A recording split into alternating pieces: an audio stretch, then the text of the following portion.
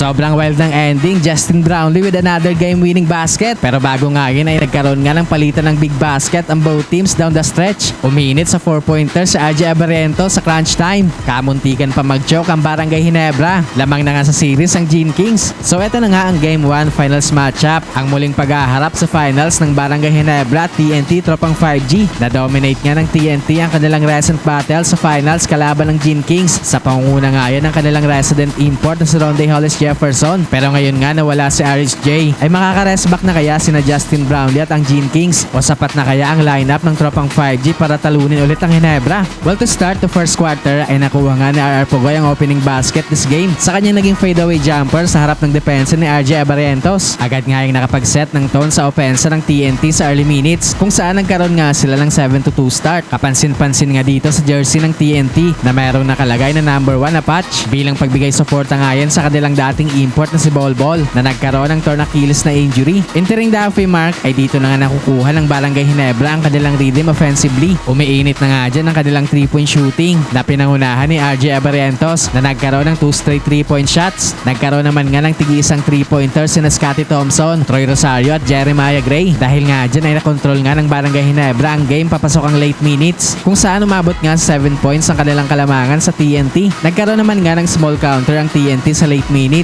na pinangunahan nga yun ni Calvin Oftana pero agad din naman nga yung nabura ng Barangay Ginebra. Kaya naman magtatapos nga ang first frame na lamang pa rin ng 5 points ang Gene Kings, 30-25. Second quarter ay tumuloy-tuloy nga ang mainit na shooting sa labas ng Gene Kings sa first few minutes. Na-foul pa ni Jason Castro si RJ Abarriento sa kanyang 4-point shot attempt. Naipasok naman nga ni RJ ang kanyang 4 na free throw para bigyan ng 12-point lead ang Barangay Ginebra sa TNT. Na-maintain nga ng Barangay Ginebra ang kanilang double-digit lead hanggang sa late minutes kung saan umiinit na din nga dyan sa kanilang opensa si Justin Brownlee na nakaka 10 points na so far this game. Pumabaon pa ng back-to-back 3-pointer si Scottie Thompson papatapos ang quarter para bigyan ng 13-point lead ang Barangay Ginebra going to the halftime break 57-44. Third quarter ay nagkaroon nga kaagad ng slam dunk si Japit Aguilar para sa unang puntos ng Ginebra this quarter. Agad naman nga yung sinundan ng another 3-point shot ni RJ Abarrientos. Pakitang gilas pa si Justin Brownlee sa kanyang deep sido reverse layup. Binubuhay naman nga ni Chris Macaulay itong opensa ng TNT pero hindi nga sila makahanap ng spark sa kanilang opensa kung saan lumolobo na nga itong kalamangan ng Gene Kings. Pero sa late minutes nga ay dito na nga nagkaroon ng big run ng TNT